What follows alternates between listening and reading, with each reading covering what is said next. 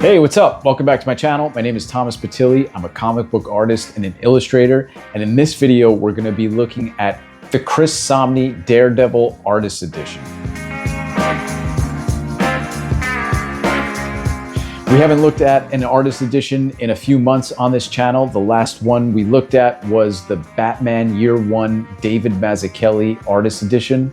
That continues to be one of my newest favorite books that I have here in my collection.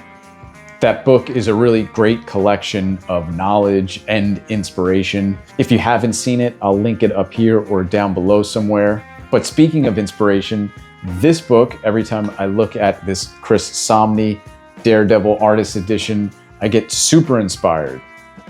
My hope with this video is that some of that inspiration translates through the video and over to you. But I wanted to make this video a little bit different as it compares to some of my other Artist Edition videos. Because this book is really cool and it collects all the layouts that Chris Samnee did for each issue collected in here, I wanted to look at those layouts and see how they compare to the final inked artwork. It's a really great way to learn by looking at another artist's work, by seeing how they take a sketch or a layout and translate that into a finished piece of art. So for us to be able to compare and contrast between the initial sketch layout that he made for each page and how it turns out in the final inks, I think that could provide a lot of really great insight into how he creates a page and how you might be able to take some of that knowledge and translate it into your own work. The other really cool thing about this particular artist edition is that it comes with this really cool supplemental book, which is the actual script that was written by Mark Waid, and it includes all of Chris Samnee's thumbnails that he drew right on top of the script itself. So to be able to get an insight into not only his layouts for each page, but really the scribbles that he started before he even went to those layouts, that's really an incredible resource that this book provides. So sit back, relax, and let's go through this book and let's look at how Chris Samnee goes from thumbnail to layout to final art.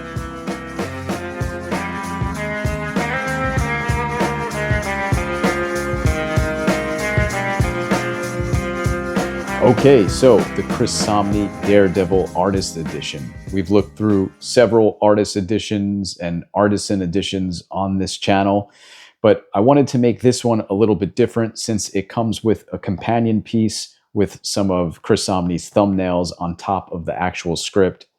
Also, this includes an extensive look at Chris Samnee's layouts for these pages. So I thought it would be interesting to compare and contrast the thumbnails to the layouts to the final inked art.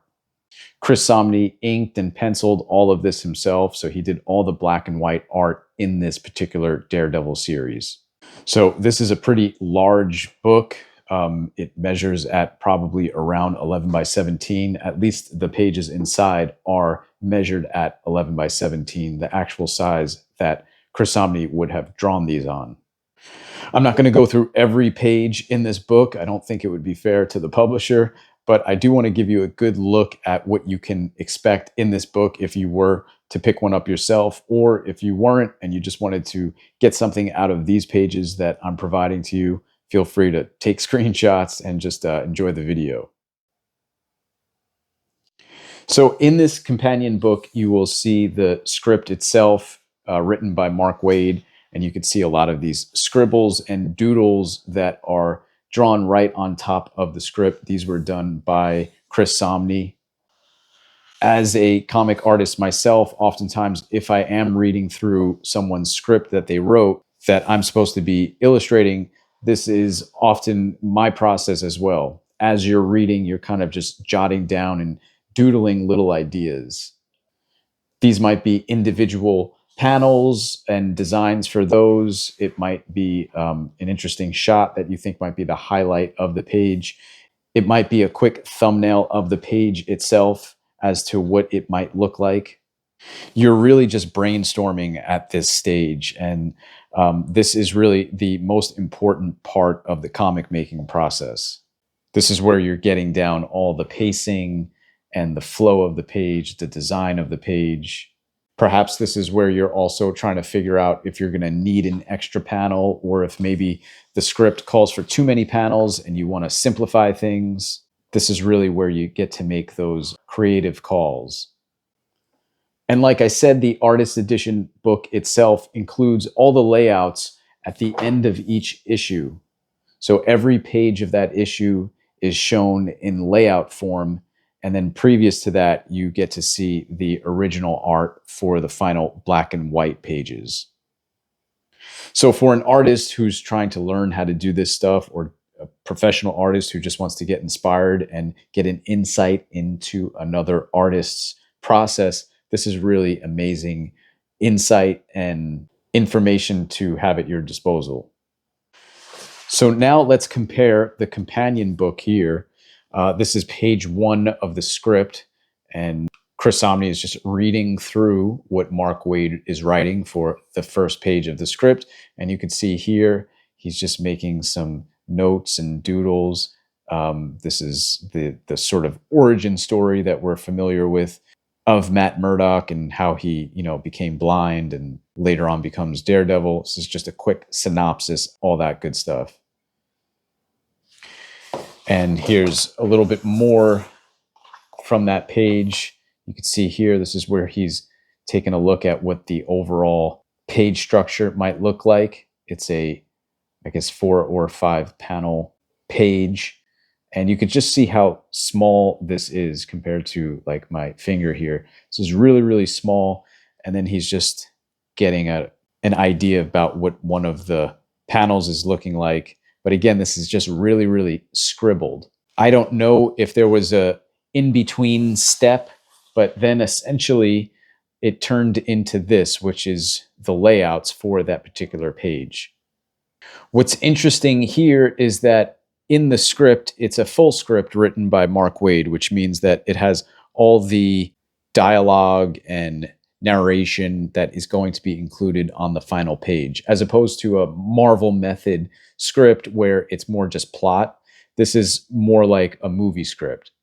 So Chris Samnee, through that script, is provided with what each character is going to be saying, how many balloons are going to be on that page, how many narration boxes, all of that. And what he's doing is he's corresponding those into his layout here, just by adding the narration boxes within the layout itself.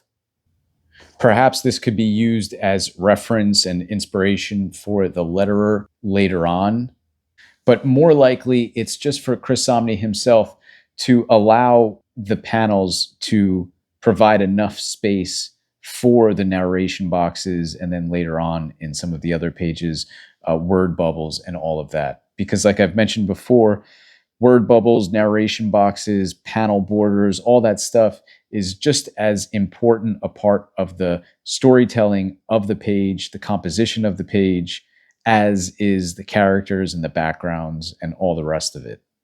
The last thing you want is to create these beautiful compositions and not have enough space for any of the dialogue or narration. So it's really cool to see how this really, really tiny sketch thumbnail that just looks like pure scribble to most people, that was done in the margins of the actual script, how that becomes this much more concise, thought out layout. Again, this is not detailed or rendered in any kind of way, but the whole story is there. Pretty much the job of Chris Samnee at this point is really done as far as a visual storyteller is concerned. If he had to, for the sake of time or for any other reason, if he had to kind of send this off to another artist to actually do the finishes on top of, it could pretty much be any other artist. It's not going to look like Chris Samnee's work. It's going to have the flavor and the nuances of that other artist. But the skeleton, the framework, the foundation of the storytelling on that page was already done. Everything else after this is really just sort of like the manual work that goes into making drawings. Speaking of that manual work, let's take a look now at the final black and white ink drawing for this page. Okay, so here's a look at the final art for that very page. So we saw it start from a little tiny scribble thumbnail sketch to a much more refined layout to now this, which is the final inks drawn at full size. So this is the actual size that Chris Omni would have drawn this page on. Like I said, this is an 11 by 17 sheet of paper.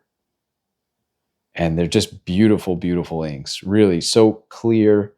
His artwork really lends itself to such clear, effective storytelling.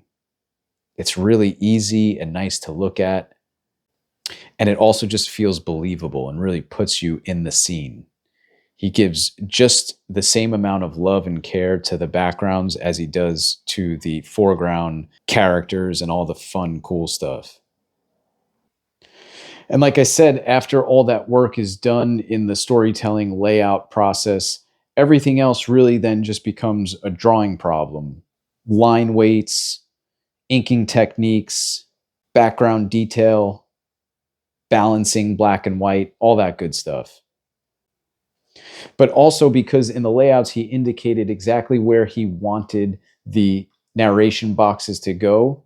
He's provided enough like dead space within each panel so that if words had to go there, it wouldn't be covering up anything super important.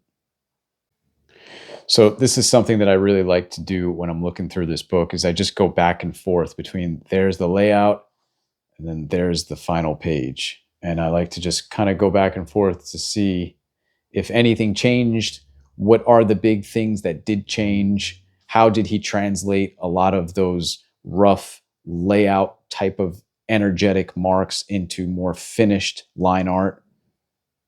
Did he make any last minute decisions? Did any sort of like spontaneous stuff happen on the actual final page? It's really cool to see. Okay, so this is the next issue in this artist edition. I thought I would just take you through all the layouts real quick first, and then we can look at how it all looks when it's freshly inked and finished. So the cool thing to take note of here is that he's laying these out as a spread. So he's seeing how each page works within an actual spread of a comic when you open up the comic and you see both pages facing each other.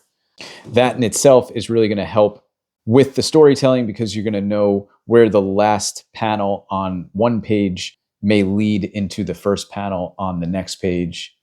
You're also going to want to account for the busyness of a page. Perhaps you're not going to want two very, very busy pages right next to each other. So it's really cool that he doesn't just work on these individually, he's seeing them as a whole, as it relates to the whole book itself. He's also doing these layouts in direct proportion to the size at which he's going to draw the final art. So when I was teaching comic art, this was one of the hardest things to actually, I guess, instill in the students. This was probably the most foundational thing to get right. But I think a lot of young artists overlook this part just because sometimes we get very excited to just start drawing and start telling a story. But when you're doing your layouts, even though you're going to perhaps be drawing them smaller than the final art is going to be drawn at, you want to make sure that at least proportionally they are the same size. So these are just sized down, but when he blows these up on a photocopier or prints them out larger, they're going to fit perfectly within a 11 by 17 sheet of paper. Each one of these would. So he's not going to have to rework it or resize anything. If his final art was going to be drawn in a square format, for instance, then these layouts would be drawn smaller, but they would be still drawn within that same square format. This way he could just blow something up and it works within the same proportion at the final size as it does at the sketch size. I'm assuming here is where he's kind of marking off the pages that he has left or pages that he's completed. Looks like something for him to stay on schedule. It's just also really great that he's able to get such amazing detail in these layouts. You can really read the entire story just like this. And I really think that that's the whole point of this layout process. It's that you can just look through your entire comic in this stage to see if there's any issues with the storytelling, to see if it's working properly, to see how the pacing is going, to see maybe if you needed an extra page or perhaps you're too long-winded in a certain area. Because this was a monthly Marvel comic, a lot of that stuff was already worked out in the script. But this was really just for him and probably the editors to be able to see that he's translating the script in a way that is legible and also entertaining and engaging for the reader.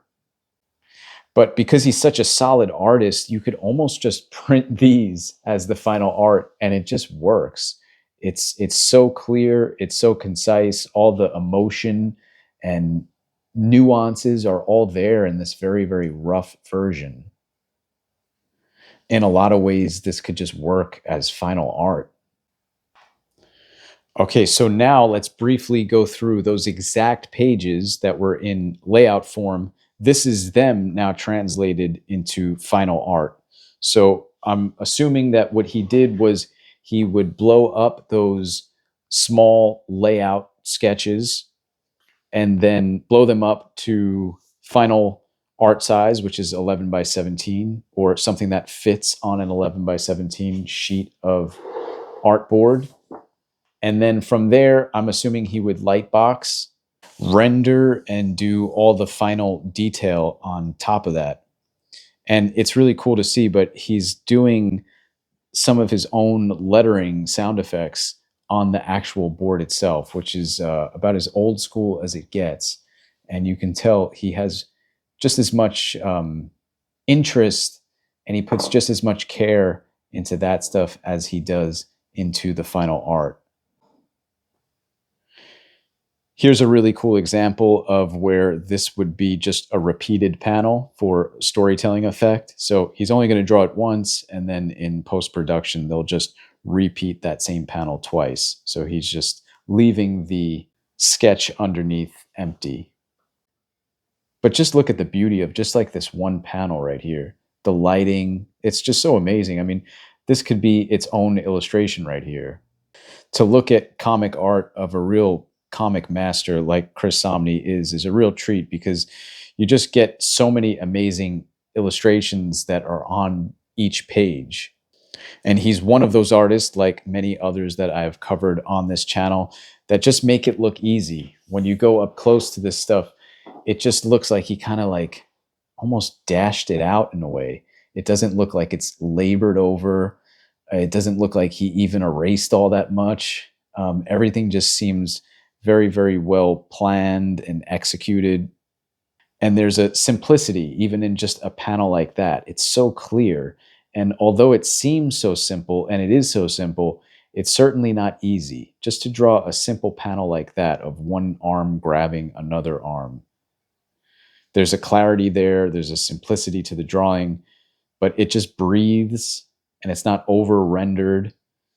And you can see tension and emotion in just a little detail like that. To me, that's the mark of a really confident, skillful comic artist. Let's keep moving here through this issue. So again, these are those exact layout pages in final form. These are the finished versions of those pages. And like all other artist editions, they include all the charms of original art, which is whiteout and little spots here where for whatever reason he whited out this shirt. Maybe he put too many lines and he wanted to simplify things. Maybe he spilled a little ink or smudged something. I guess we'll never know, but it's just great to see the human hand in a lot of this art. Those are the things for me that make original art in an artist edition like this just invaluable. Just, I guess, another reminder that even a master artist like Chris Samnee can make mistakes from time to time, I guess. Seems hard to believe, but I guess he's human as well. Really such beautiful architecture here. If you follow Chris Samnee on Instagram, you've probably seen his incredible Batman art, especially during the month of October when he does Battober. One of the things that I'm always struck by with his Batman art, as well as his Daredevil art, is his attention to detail in the backgrounds and the way he's able to carve out buildings and cityscapes with just like what seems to be simple black and white geometric shapes. He really is great at working with lighting to describe forms like buildings and cars. He's able to silhouette things in foreground to create space.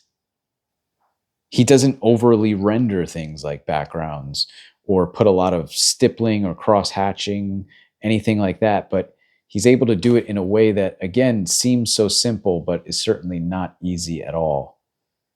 And then, of course, how do you draw nighttime? Well, I guess this is a really great example. This just feels like nighttime. Darker shadows, more high contrast.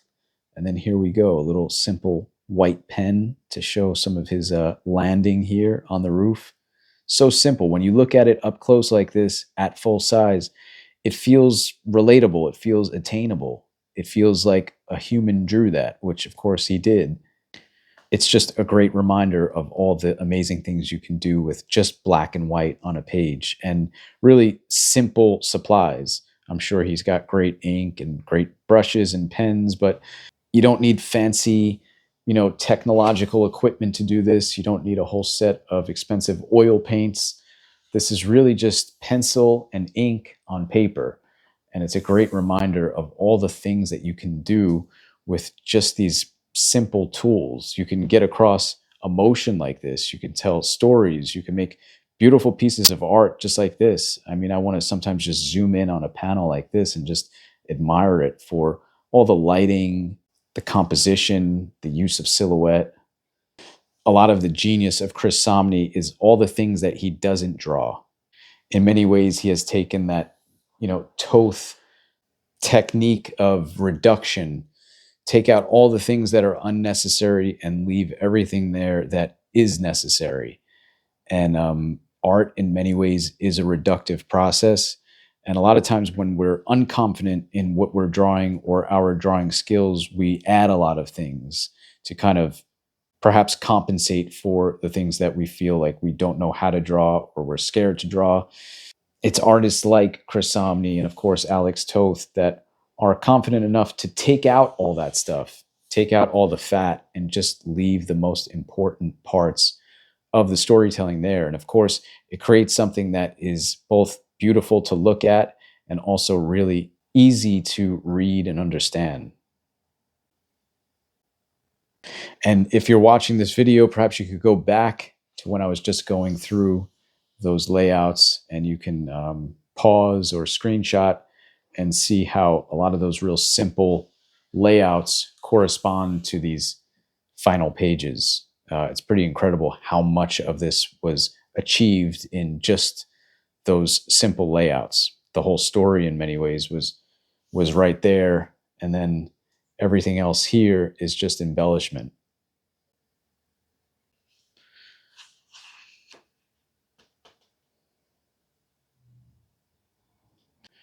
And so for the sake of time and also not wanting to give away this entire book, I just want to flip through really quick just to give you a quick look at what else is in this book. It's just a continuation of layouts and original art.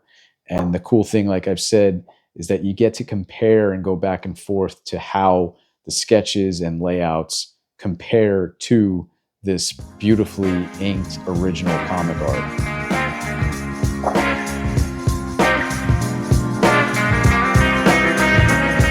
All right, well, I hope you enjoyed that video. This was a really cool book to go through.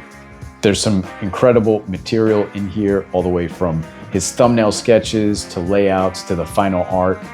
Every time I look through this book, I get a bunch of inspiration and I just want to draw like immediately after. It's probably what I'm going to wind up doing right after I film this video. And I hope that that's the same feeling that this video gives to you.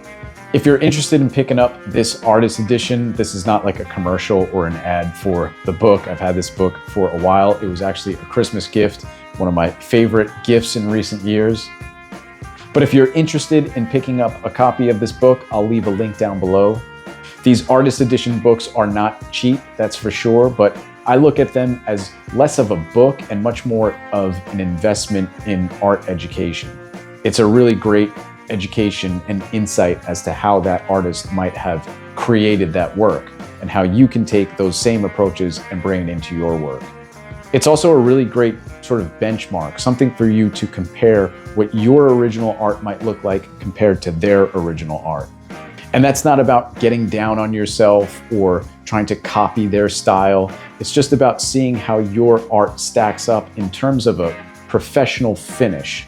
Every time I look at finished artwork from a professional, especially someone like Chris Samnee, I feel like I need to elevate my own art. I don't necessarily want my work to look like his work, but I want my work to have that same air of finish, emotion, complexity, as well as retain the simplicity that he's able to get in his lines. That's a really hard thing to do, but it makes me aspire to something.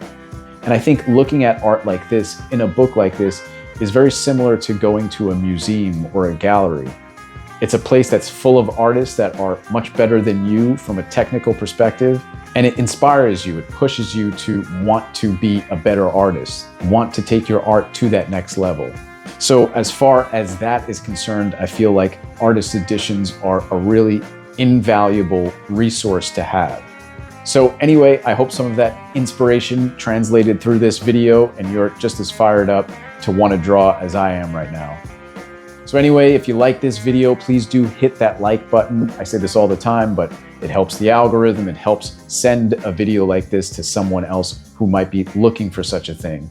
Also, comment down below. Do you have any questions about what you saw? Do you have a favorite artist edition? Do you have this one? Are you a Chris Samnee fan? Let me know in the comments down below. One of my favorite things about having this YouTube channel is the comment section, so let's keep that busy and active.